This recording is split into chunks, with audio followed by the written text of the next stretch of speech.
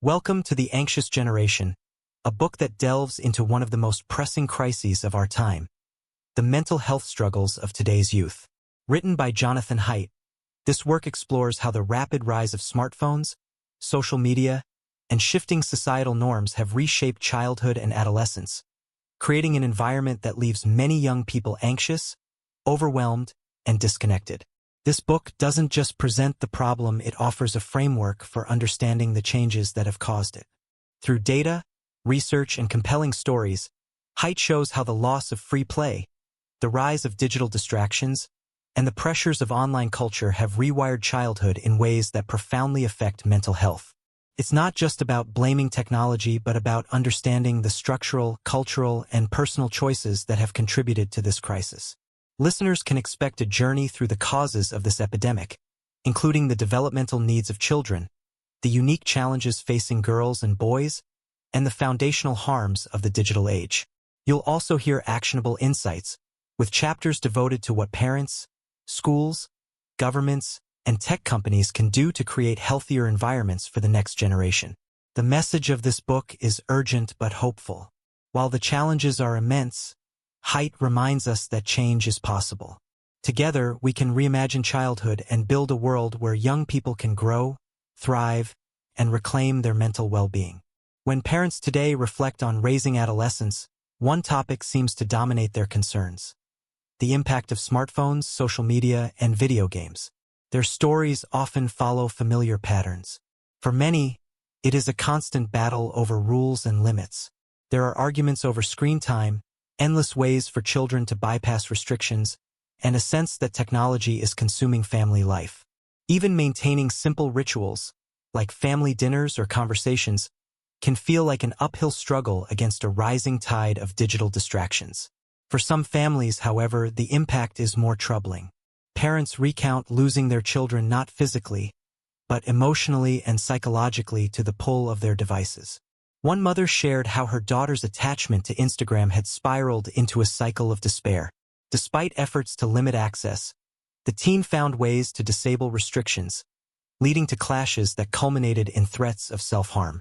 The mother noted how her daughter transformed when away from her phone, such as during summer camp, where no electronics were allowed.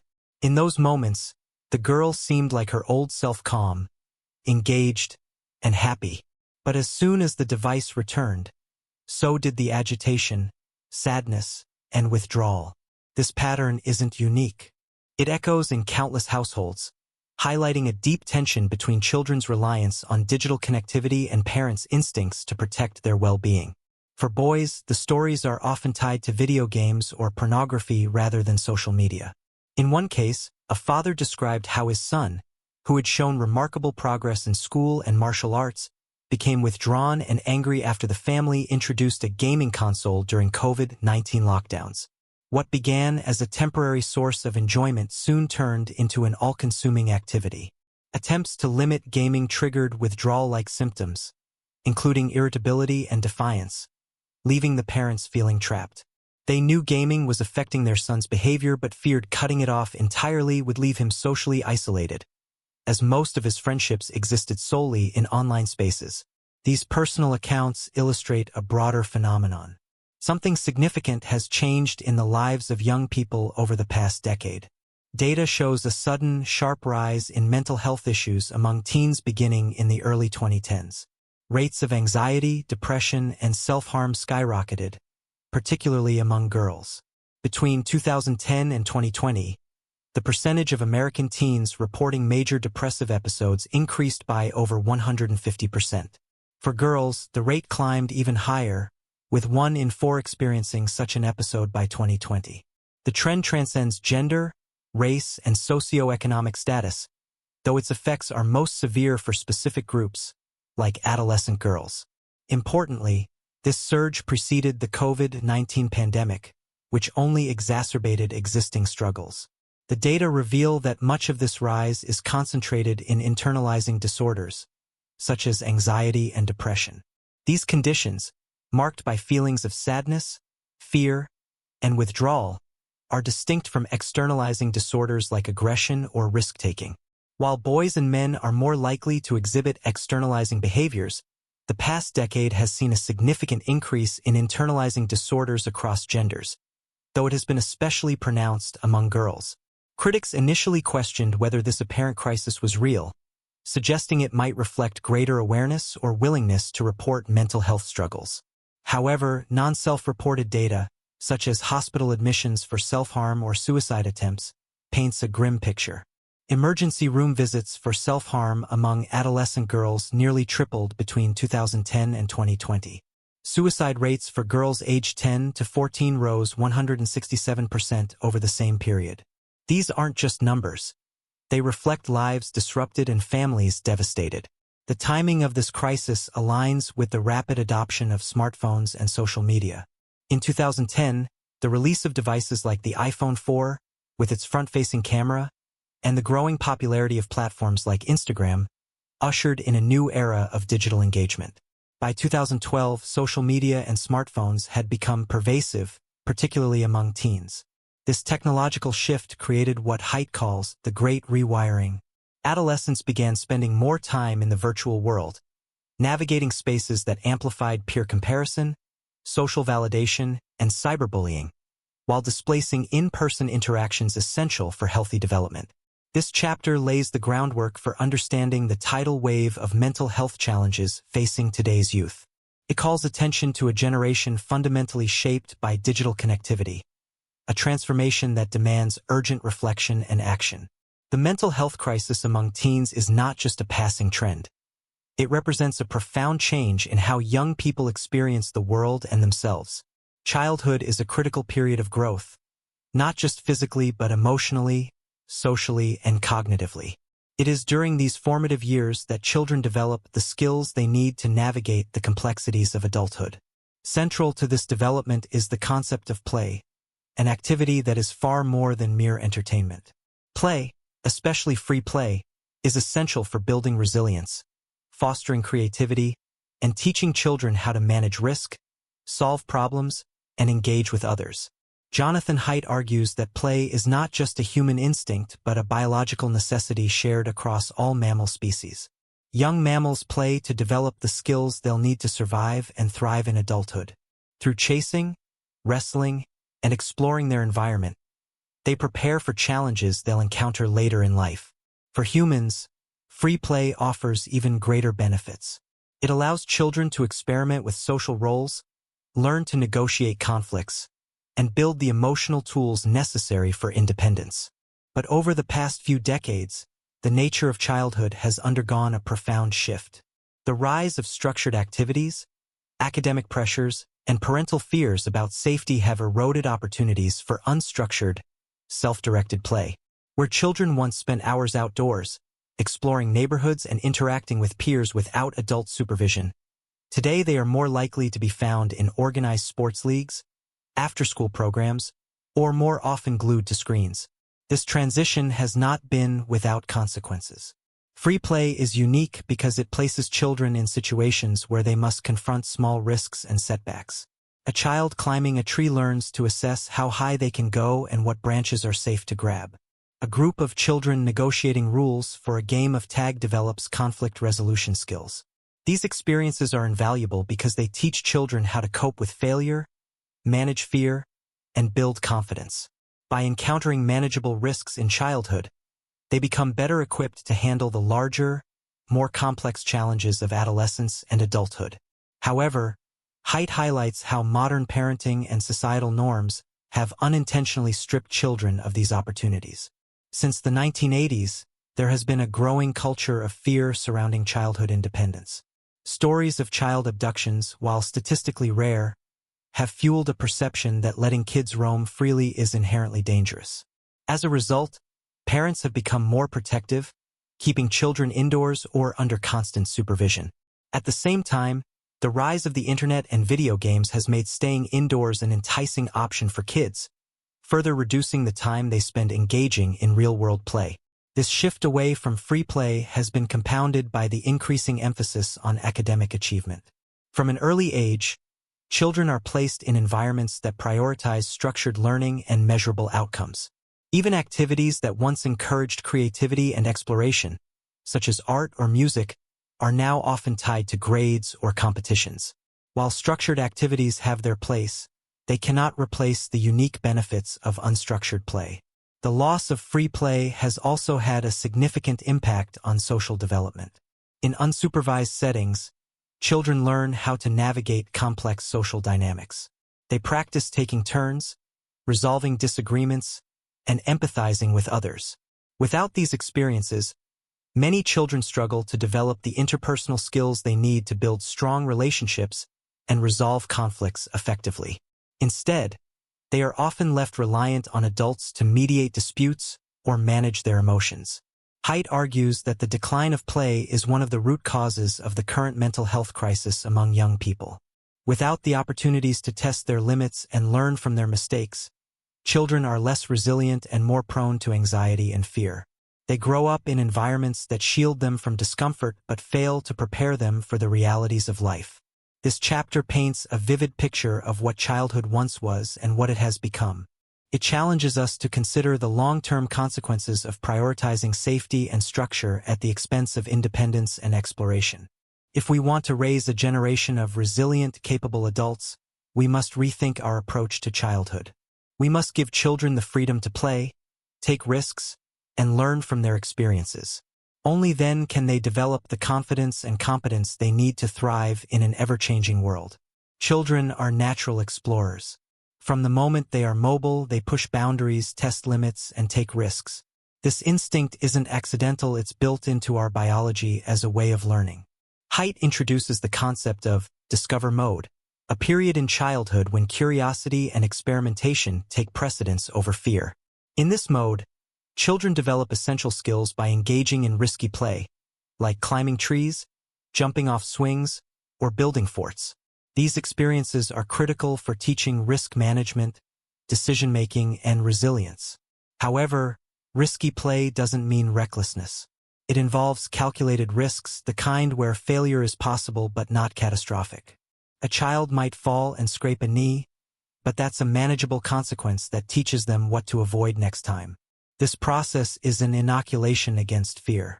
By facing small challenges early on, children build the confidence to tackle larger obstacles as they grow older.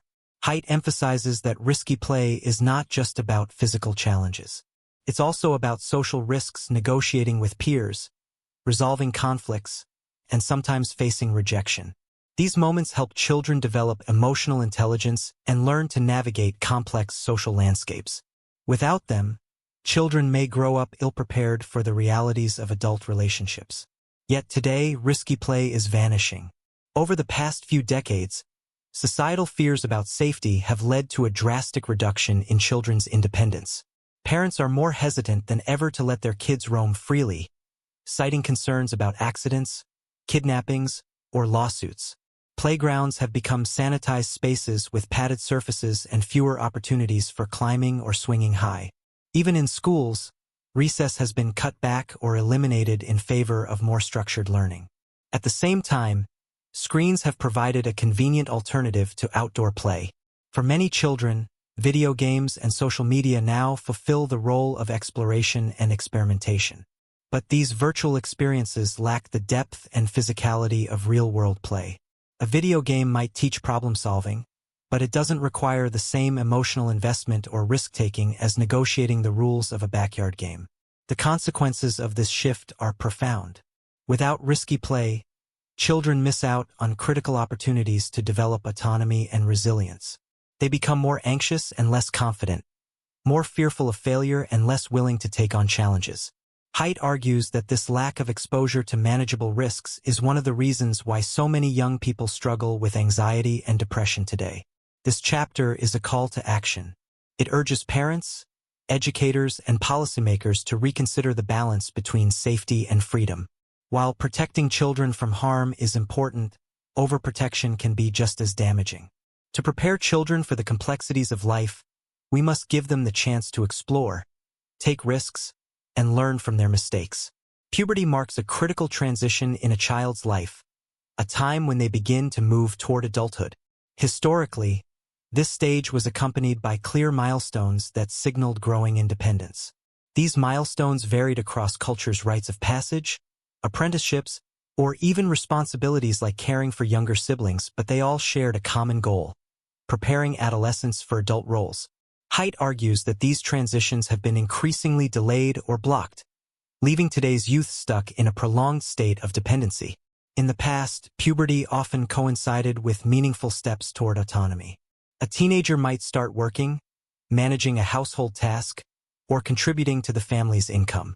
These responsibilities provided a sense of purpose and competence. They also helped young people build the skills they needed to navigate the adult world. However, modern society has redefined adolescence. Academic pressures have replaced real-world responsibilities, and many teens are shielded from the challenges that foster growth. Helicopter parenting and overprotection exacerbate this problem, as well-meaning adults try to smooth every bump in the road. The result is a generation that struggles to gain independence and feels unprepared for adulthood. The problem is compounded by the digital world. Puberty is a time of heightened social sensitivity, and for Gen Z, this coincides with the rise of social media. Adolescents, already hyper-aware of their peers, now face the additional pressure of curating their online personas. Social media amplifies the natural insecurities of puberty, turning everyday comparisons into a constant source of stress. A teen's worth becomes tied to likes, followers, and comments, creating a toxic feedback loop of validation and rejection. This digital environment also disrupts traditional socialization. Where previous generations might have learned interpersonal skills through face-to-face interactions, today's teens often rely on digital communication. Online, the stakes feel lower, disagreements can be resolved with a block button, and conversations can be carefully curated. But this deprives teens of the messy, real-world experiences that build emotional intelligence and conflict resolution skills. Haidt also discusses the biological implications of this shift. Puberty triggers significant brain development, particularly in areas related to decision-making and emotional regulation. These changes are shaped by experiences. Without real-world challenges to navigate, the adolescent brain misses key opportunities to mature. Instead, it becomes increasingly influenced by the dopamine-driven rewards of digital engagement. This block transition to adulthood has far-reaching consequences. Teens who lack independence during puberty often struggle to find it later. They enter adulthood feeling unprepared, unsure of their abilities, and overwhelmed by responsibilities. The delay in achieving milestones like financial independence, stable relationships, or fulfilling careers has become a defining characteristic of today's young adults. Haidt argues that society must reevaluate its approach to adolescence. To help teens grow into confident, capable adults, we need to restore the experiences that foster independence. This means allowing them to take on responsibilities, face challenges, and make mistakes. It also means creating environments that support real-world interactions over digital distractions. Puberty is a time of immense potential, but only if we give adolescents the tools and opportunities to navigate it successfully. The digital revolution has not only changed how young people spend their time, but also how they develop. Jonathan Haidt identifies 4 foundational harms: social deprivation, sleep deprivation, attention fragmentation, and addiction that have fundamentally altered the trajectory of childhood and adolescence in the smartphone era. Social deprivation is perhaps the most significant. Humans are inherently social creatures, and adolescence is a critical period for building deep, meaningful relationships. Before smartphones, teens spent much of their time engaging in face-to-face interactions, whether at school, on sports teams, or simply hanging out. These interactions taught them how to navigate social dynamics, resolve conflicts, and build trust. However, with the rise of smartphones and social media, much of this connection has shifted online. Virtual interactions, while convenient, lack the depth and nuance of real-world relationships. The absence of body language, tone, and physical presence leaves teens less equipped to handle social challenges, often increasing feelings of loneliness and isolation. Sleep deprivation is another profound consequence. Teenagers need significantly more sleep than adults, yet the 24/7 nature of smartphones and social media has disrupted their natural rhythms. Many teens stay up late scrolling through apps, watching videos, or gaming, often sacrificing sleep for fear of missing out on social updates. The blue light emitted by screens further compounds the problem, interfering with melatonin production and making it harder to fall asleep. Over time, chronic sleep deprivation has serious consequences for mental health, including heightened anxiety, reduced emotional regulation, and impaired cognitive functioning. Attention fragmentation is the third harm.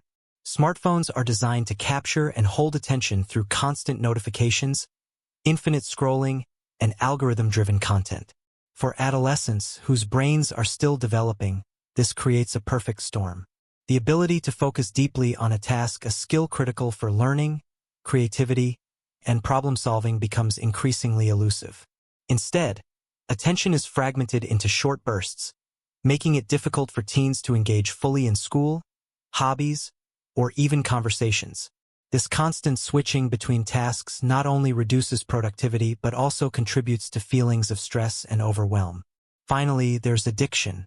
Social media and apps are engineered to be addictive, using psychological tactics like variable rewards and social validation to keep users engaged. For teens, who are particularly susceptible to peer influence and reward-seeking behaviors, these platforms can become all-consuming.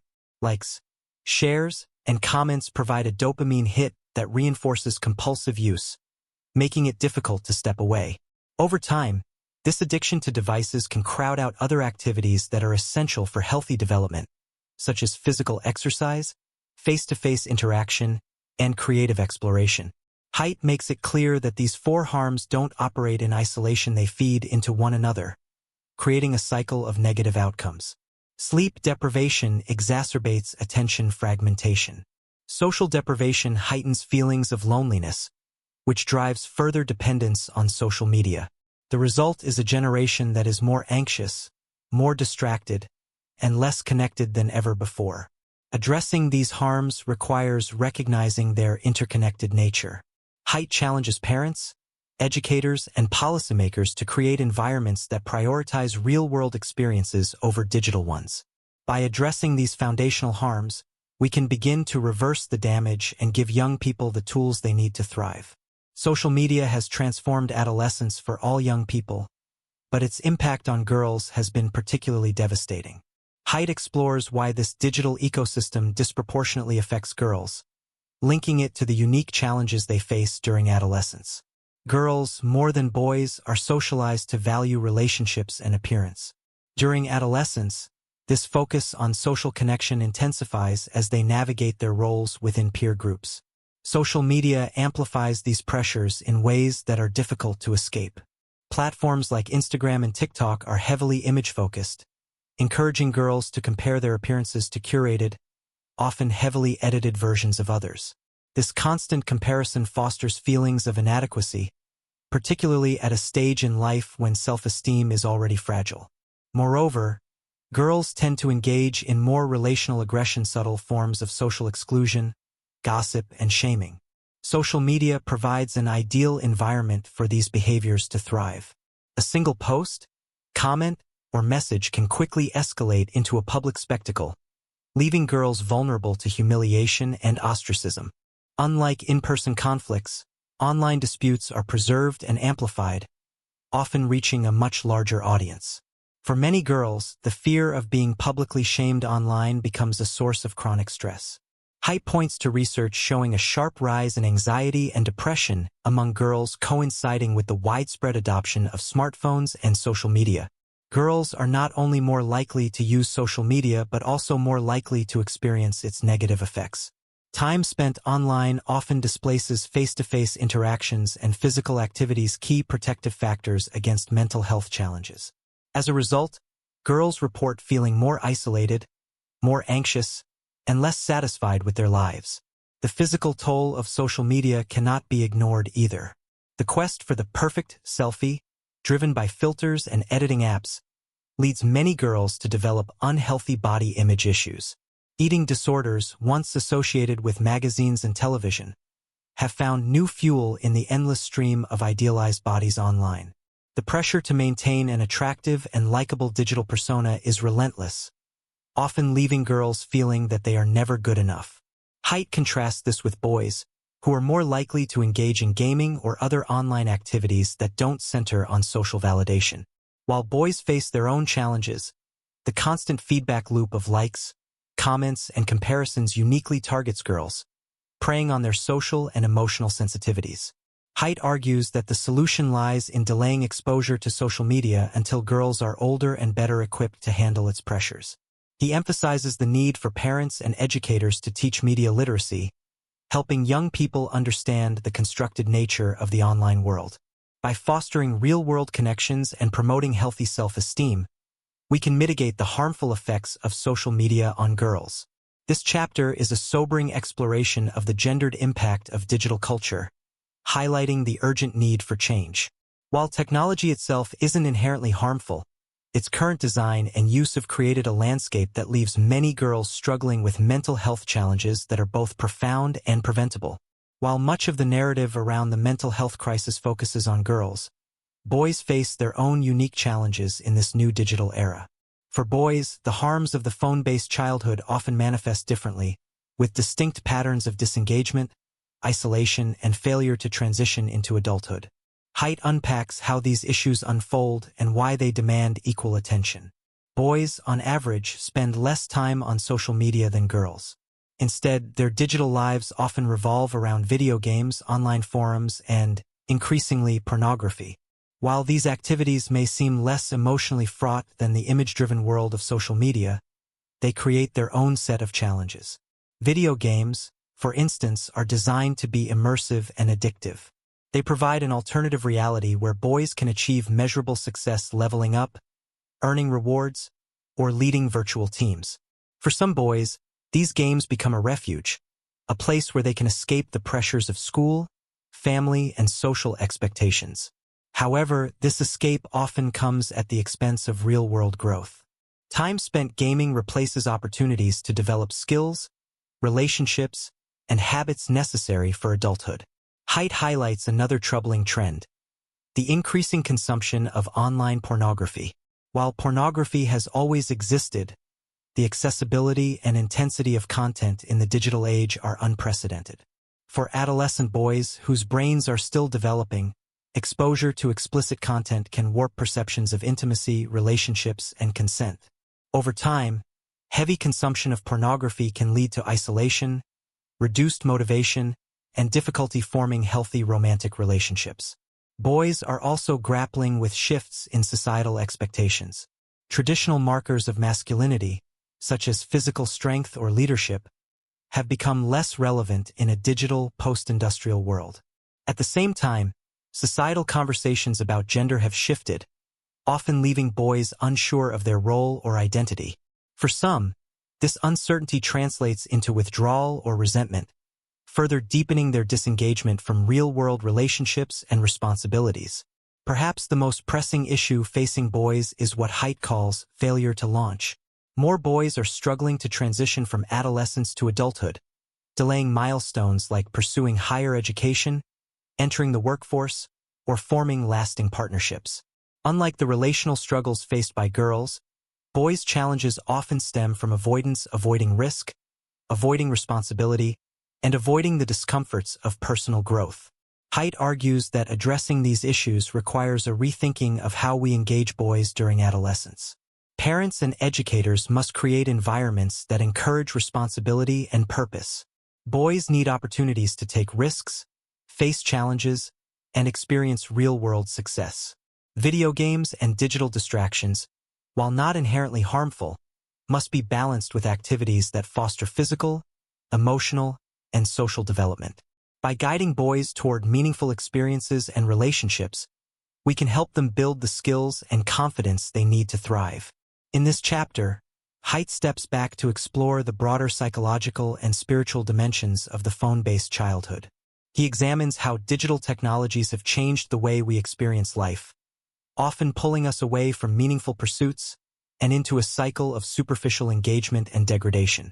Humans have always sought experiences of elevation, moments that lift us out of ourselves and connect us to something larger.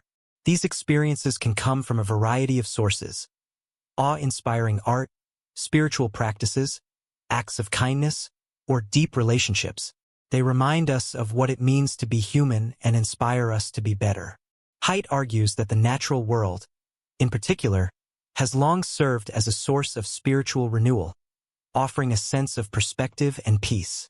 However, the digital age has increasingly replaced these sources of elevation with experiences that degrade.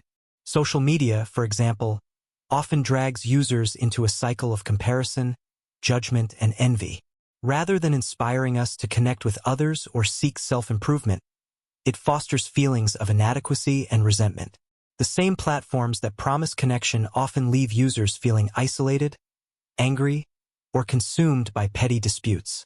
For adolescents who are particularly sensitive to social dynamics, this shift is especially damaging.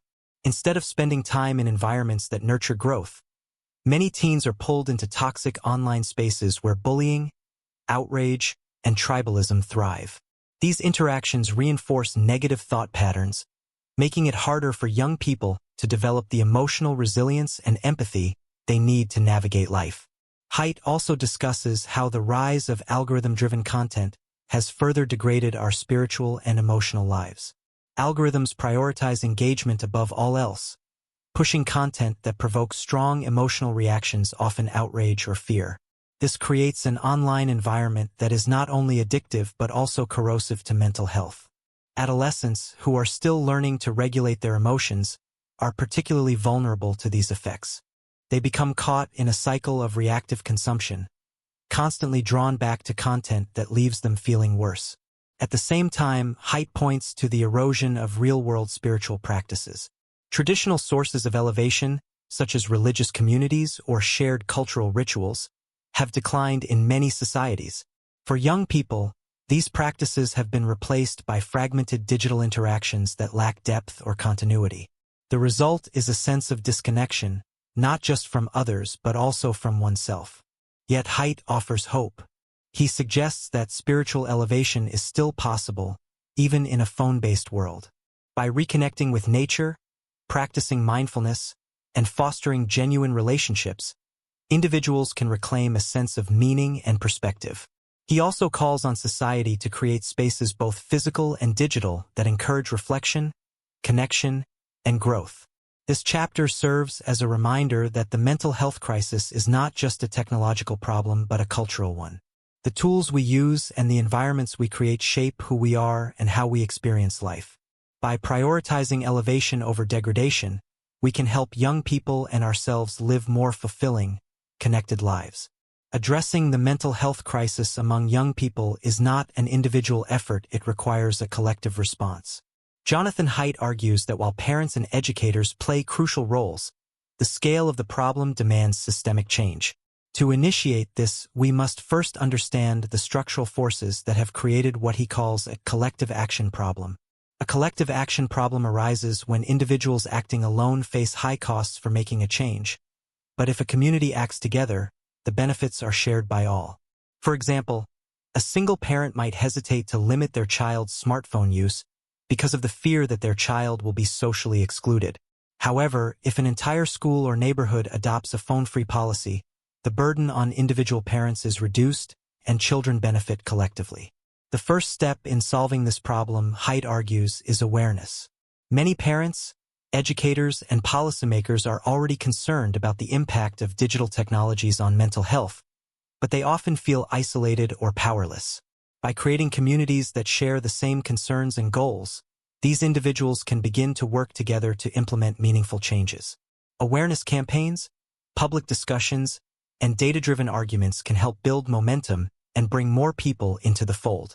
Haidt emphasizes that change must occur at multiple levels. Schools, governments, and technology companies all have a role to play. Schools, for example, can adopt policies that limit smartphone use during the day or promote activities that foster in-person interactions. Governments can pass legislation to regulate how social media companies target and engage young users.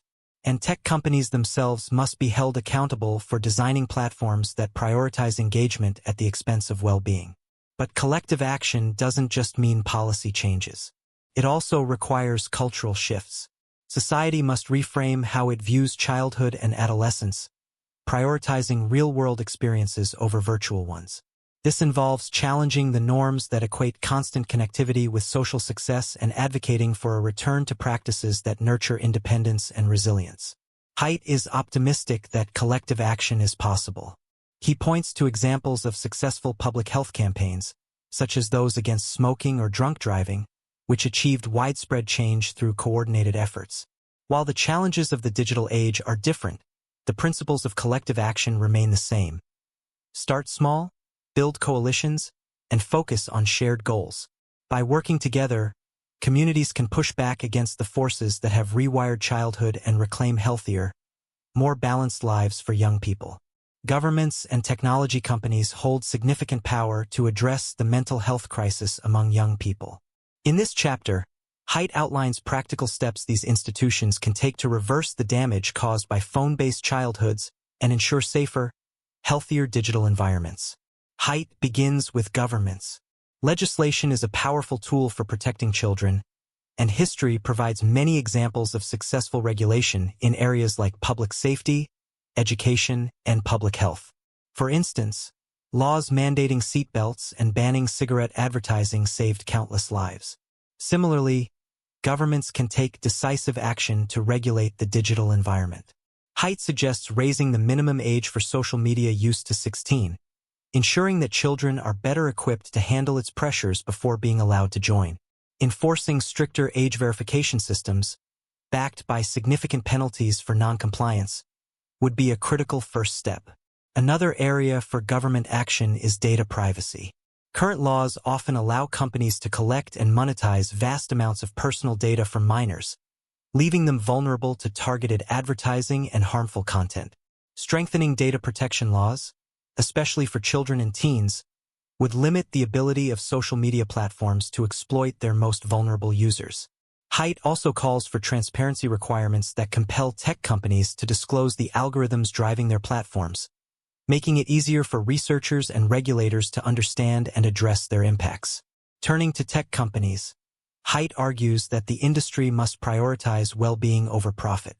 He acknowledges that many platforms were not designed with malicious intent, but stresses that their business models, which rely on maximizing engagement, have created harmful side effects. To address this, companies could redesign their platforms to minimize addictive features. For example, Haidt suggests limiting endless scrolling and autoplay functions, removing public, counts, and offering users more control over their feeds. While such changes might reduce engagement metrics, they would create healthier online spaces. Tech companies can also invest in research to better understand the impact of their products. While independent studies have shed light on the harms of social media, much remains unknown. By sharing their data and collaborating with researchers, companies can contribute to solutions rather than obstructing progress. Haidt highlights that some companies have already begun experimenting with tools to promote digital well-being, such as screen time trackers and notifications to take breaks. However, these efforts need to be expanded and implemented more aggressively. Haidt acknowledges that resistance from both governments and tech companies is inevitable. Governments often face pressure from powerful industries, while tech companies fear losing market share or revenue. But he argues that the stakes are too high to allow inaction. The mental health crisis among adolescents is not a small or temporary issue, it is a generational challenge that demands bold solutions. By acting now, policymakers and tech leaders can mitigate the harm caused by the Great Rewiring and create a safer, healthier digital future for the next generation. This chapter concludes with a reminder that systemic change, while essential, must be accompanied by cultural and community-level efforts. Governments and companies can set the stage, but it is up to individuals, families, and schools to embrace these changes and advocate for a more balanced approach to technology. Together, these efforts can create a world where digital innovation enhances, rather than undermines, human flourishing. Schools are uniquely positioned to address the challenges of the phone-based childhood. As environments where children and adolescents spend a significant portion of their day, schools can play a crucial role in fostering healthier habits and promoting social-emotional development. Haidt argues that schools must become active participants in reversing the mental health crisis by implementing policies and practices that prioritize connection, focus, and real-world engagement. One of the most impactful changes schools can make is banning smartphones during the school day. Research has shown that phone-free environments lead to better concentration, improved social interaction, and reduced anxiety among students. Haidt points out that while some educators worry about backlash from parents or students, schools that have enforced phone bans have often seen overwhelmingly positive outcomes. Students rediscover the ability to connect face-to-face, engage more deeply in their studies, and participate in physical and creative activities during breaks. Removing the constant distraction of phones also allows teachers to create more focused and collaborative learning environments. Another important step schools can take is incorporating social-emotional learning, SEL, into the curriculum. SEL programs teach students how to manage their emotions, build relationships, and navigate conflict skills that are increasingly lacking in the digital age. By giving students tools to handle stress, communicate effectively, and resolve disputes, schools can help them build resilience and confidence. Haidt emphasizes that SEL programs are most effective when they are integrated into the school culture rather than treated as a one-time intervention. Schools can also address the negative impacts of social media by teaching media literacy. Adolescents often struggle to distinguish between curated online personas and reality, which fuels feelings of inadequacy and self-doubt.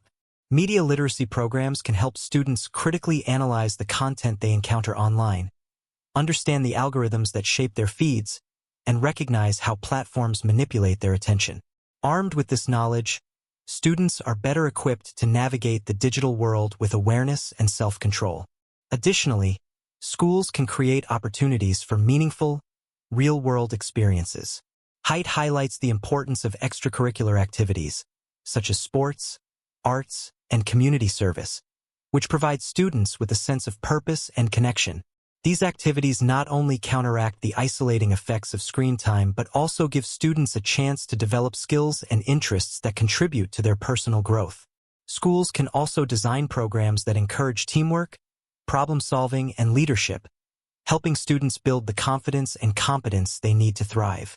Finally, Haidt calls on schools to involve parents in their efforts. Many parents feel overwhelmed by the challenges of managing their children's screen use and welcome support from educators.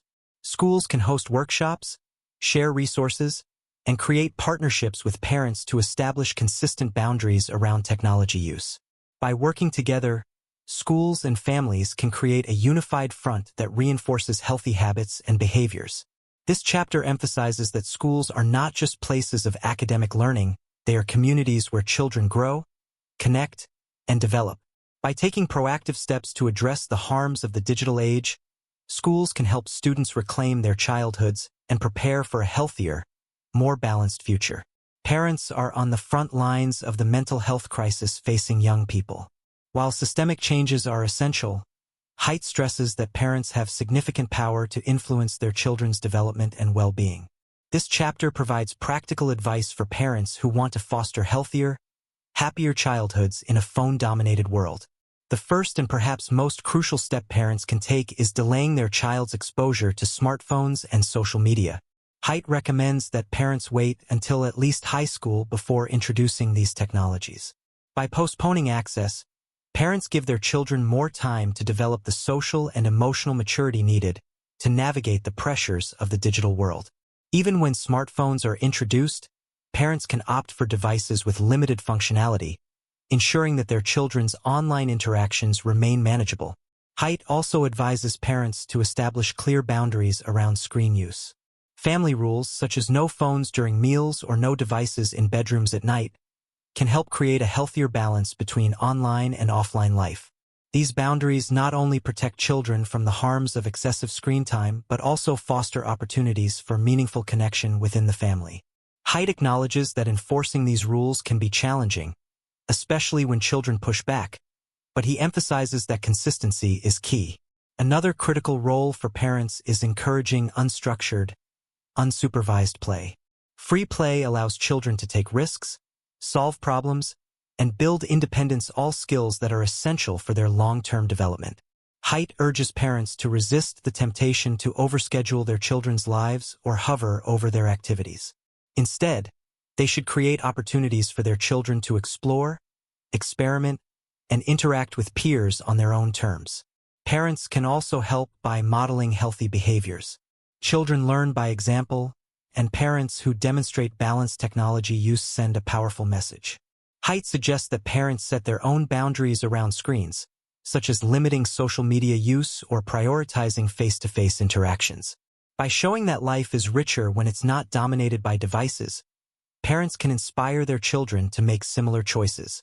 Open communication is another vital tool for parents. Adolescents, in particular, are often reluctant to share their struggles, but creating a safe, judgment-free space can make a significant difference. Haidt encourages parents to listen actively, validate their children's feelings, and provide support without immediately trying to fix problems. Building trust and understanding lays the foundation for healthy, open relationships that can weather the challenges of adolescence. Haidt also reminds parents to focus on fostering their children's strengths and passions. Encouraging hobbies, interests, and activities that bring joy and purpose helps counterbalance the negative effects of the digital world. Whether it's sports, music, art, or volunteering, these pursuits provide a sense of accomplishment and identity that screens cannot replicate. Finally, Haidt emphasizes the importance of community. Parenting in the digital age can feel isolating, but parents don't have to face these challenges alone. Forming networks with other families, participating in school initiatives, and joining local organizations can create a support system that makes it easier to navigate the pressures of modern parenting. This chapter is a compassionate and practical guide for parents who want to reclaim childhood from the grip of screens. By setting boundaries, encouraging play, and fostering connection, parents can help their children grow into resilient, confident adults. Haidt's message is clear. Change begins at home, and even small steps can make a profound difference. As the anxious generation draws to a close, Jonathan Haidt leaves us with a powerful message of both urgency and hope. The mental health crisis among young people is not inevitable, it is the result of profound changes in how childhood is structured and experienced in the digital age. While the challenges may feel overwhelming, the solutions are within our grasp if we act together. Haidt reminds us that this is not just a crisis of technology but one of culture, education, and community. By reclaiming free play, fostering real-world relationships, and rethinking the role of digital devices in our lives, we can give children the resilience and independence they need to thrive. Schools, parents, governments, and tech companies all have a role to play, and the work starts with recognizing that the stakes are too high to ignore. This book is not a condemnation of progress or innovation, it is a call to recalibrate how we use the tools of modernity to serve human development rather than undermine it. The solutions require courage, collaboration, and a willingness to challenge the norms of the digital age. But with these efforts, we can bring childhood back to its roots. A time of exploration, growth, and connection. The conclusion invites us to reflect on the small but significant changes we can make in our own families, schools, and communities. Every step, no matter how small, contributes to a broader cultural shift toward balance, well-being, and purpose. Together, we can help the next generation rediscover what it means to live fully, confidently, and joyfully. Haidt leaves us with one final reminder. This is not just about protecting children, it is about preparing them for a world where they can flourish. The choices we make today will shape their future, and the future of society itself. Thank you for joining us on this journey through the anxious generation. Together, we've explored the causes of the mental health crisis and the steps we can take to reclaim childhood and support the next generation. Remember, every small action matters. Let's create a future where young people can thrive in a balanced, connected, and healthier world. If you found this valuable, share it, start a conversation, and be part of the change. Until next time, take care.